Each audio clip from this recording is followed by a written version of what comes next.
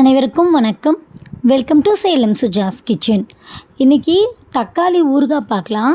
இந்த ஊறுகாய் ஒரு 3லேருந்து 5 மாதம் வரைக்கும் ஃப்ரிட்ஜில் ஸ்டோர் பண்ணி நம்ம இட்லி, தோசை, பணியாரம், ஆப்பம், ரைஸு எல்லாத்துக்குமே சாப்பிட்லாம். இது எப்படி செய்கிறதுன்னு பார்க்கலாம். இதுக்கு 1.5 கிலோ அளவுக்கு நல்லா பழுத்த தக்காளி எடுத்திருக்கேன். நல்லா ரெட்டாக பழுத்து இருக்கணும் அந்த மாதிரி தக்காளி. அதை கொஞ்சம் கொஞ்சமாக மிக்சியில் போட்டுட்டு தண்ணி ஊற்றாமல் அரைக்கணும். ஜஸ்ட் 2 பல்ஸ் விட்டாலே இந்த மாதிரி ஆகிடும். இதை அடிகனமான பாத்திரத்தில் வைக்கணும். என்கிட்ட அது மாதிரி பெரிய பாத்திரம் இல்லை, அதனால் குக்கர்லையே வச்சுருக்கேன். ப்ரெஷர் குக்கர் பேன் இருக்கும்ல, அதுலேயே வச்சுருக்கேன். இது கூட 1 டீஸ்பூன் அளவுக்கு மஞ்சள் பொடி சேர்த்து லைட்டாக குக்கர் கழுவின தண்ணி ஒரே 1 டீஸ்பூன் மட்டும் ஊற்றி அதை பாயில் பண்ணிவிட்டு அது கொதிச்சுட்டு இருக்கட்டும். இப்போ ஒரு சின்ன கப்பில் 1/2 கப் அளவுக்கு பூண்டு எடுத்திருக்கேன். உரிச்ச பூண்டு ஒரு 25லேருந்து 30 பூண்டு இருக்கும். அதுக்கு இது மாதிரி பூண்டை லைட்டாக நச்சுன மாதிரி அரைச்சிட்டு வந்துடலாம் ஒரே ஒரு பல்ஸில்.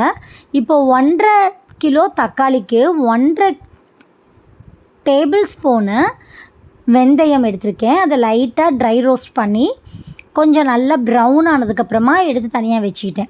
அதே மாதிரி 1.5 டேபிள் ஸ்பூன் கடுகு, அதையும் நல்லா ட்ரை ரோஸ்ட் பண்ணிவிட்டு நல்லா வெடித்து கலர் மாதிரி க்ரே கலராக வரும்ல, அது வரைக்கும் ட்ரை ரோஸ்ட் பண்ணிவிட்டு எடுத்து வச்சுருக்கேன். இப்போது வெந்தயம், கடுகு, இப்போ இந்த பூண்டை தனியாக அரைச்சி எடுத்து வச்சுட்டு அதே மிக்ஸி ஜாரை கழுவிட்டு தொடச்சி இதை பவுடர் பண்ணியிருக்கேன். இப்போ 1 கப் அளவுக்கு நல்லெண்ணெய் எடுத்திருக்கேன். அதை சூடு பண்ணுறேன். அதில் பாதி தான் ஊற்றிருக்கேன். பாதி கப் அளவுக்கு நல்லெண்ணெயை சூடு பண்ணிவிட்டு பூண்டு இருந்துச்சுல்ல, அந்த 20-30 பூண்டு பல், அதை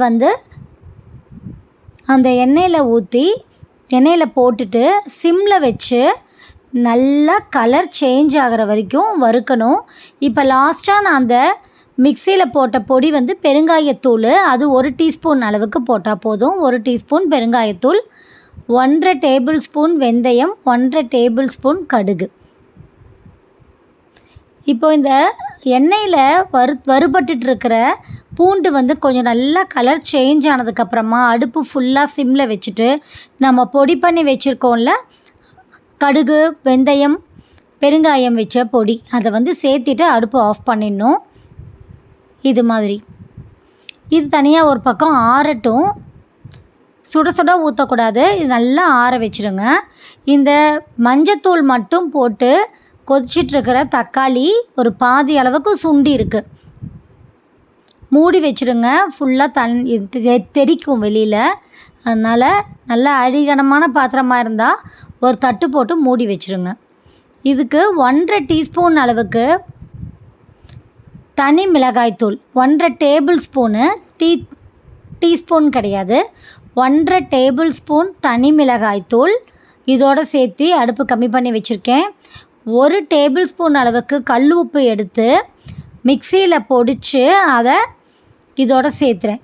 அது ஒரு 2 டீஸ்பூன் அளவுக்கு வருது பொடி மட்டும். அடுப்பு ஃபுல்லாக சிம்மில் தான் இருக்கணும். இது செஞ்சு முடிக்க 1 மணி நேரம் 2 மணி நேரம் கூட ஆகலாம். இப்போது நம்ம வறுத்து வச்சுருந்த அந்த மசாலா பொடி நல்லா ஆறிடுச்சு. இப்போ இந்த முக்கால்வாசியாக சுண்டி இருக்கிற தக்காளியில் இதை சேர்த்திடலாம். நல்லா எண்ணெய் பிரிஞ்சு மேலே வரணும். இப்போ பாருங்கள், அந்த 1/2 கப்பு நல்லெண்ணெய் வச்சுருந்தேன்ல, அது கூடவே இன்னும் ஒரு 1/2 கப்பு நல்லெண்ணெயும் சேர்க்குறேன். மொத்தமாக 1.5 கப்பு நல்லெண்ணெய்.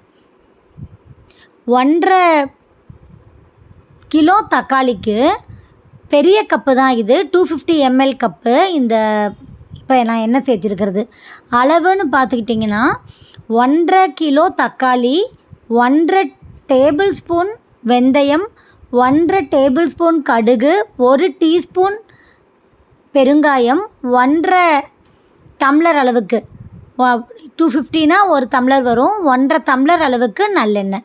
இப்போ கொதிக்க வச்ச நல்லெண்ணெயும் இது கூடவே சேர்த்திட்டு அடுப்பு ஃபுல்லாக கம்மியாக வச்சிடலாம். அப்படியே மூடி வச்சு நல்லா சுண்டி ஊறுகாய் பதத்துக்கு வர வரைக்கும் சுண்ட வைக்கணும். இப்போ பாருங்கள், நல்லா எண்ணெயும் மேலே வந்துருச்சு, கலரும் ஒரு மெரூன் கலர் மாதிரி வந்துருச்சு. நம்ம தக்காளி மட்டும் வேக வச்சு அடுப்பில் இருக்கும்போது ஒரு ரெட் கலராக பிளட் ரெட்டில் இருந்தது. இந்த மசாலா எல்லாமே நம்ம வறுத்து அரைச்ச மசாலா வறுத்து போட்டதுனால கலரே ஒரு ப்ரௌன் கலர் மாதிரி வந்துருச்சு. இன்னும் சுண்டணும். இப்போ தான் பாதி ஆகிருக்கு. நல்லா கெட்டியாக தொக்கு பதத்துக்கு வந்துடணும். நல்லா ஆறுனதுக்கப்புறமா கண்ணாடி பாட்டிலில் போட்டுட்டு நீங்கள் ஃப்ரிட்ஜில் வச்சிடலாம். இப்போது ஒரு 3/4 வாசிக்கு ஆனதுக்கப்புறமா 1½ டேபிள் ஸ்பூன் அளவுக்கு நாட்டு சர்க்கரை இல்லைன்னா வெல்லம் சேர்த்திக்கலாம். நான் கரும்பு சர்க்கரை சேர்த்திருக்கேன். இன்னும் நல்லா சுண்டணும். உப்பு கொஞ்சம் சுருக்குன்னு இருக்கணும். அப்போ தான் உப்பு காரம் நல்லா கொஞ்சம் சுருக்குன்னு இருந்தால் தான் கெட்டு போகாமல் இருக்கும். ஃப்ரிட்ஜிலையே வச்சுக்கோங்க. வச்சுட்டு அப்போதைக்கு தேவைப்படும் போது மட்டும் ஒரு சின்ன கப்பில் ஒரு 2-3 டீஸ்பூன் அளவுக்கு எடுத்து வெளியில் வச்சு யூஸ் பண்ணிக்கலாம். ரொம்ப ரொம்ப நல்லாயிருக்கும். ரொம்ப டேஸ்டியான ஒரு டிஷ் இது. இந்த தக்காளி பேஷண்ட் ஒருத்தங்க அவங்க ஃபார்ம்லேருந்து கொடுத்தது. அதனால் இன்னும் எக்ஸ்ட்ரா டேஸ்ட்டோடு இருந்தது. இது எல்லாருமே ட்ரை பண்ணி பாருங்கள். இந்த ரெசிபி உங்களுக்கு பிடிச்சிருந்துச்சுன்னா என்னோடய சேனலை சப்ஸ்கிரைப் பண்ணிக்கோங்க. தேங்க்யூ.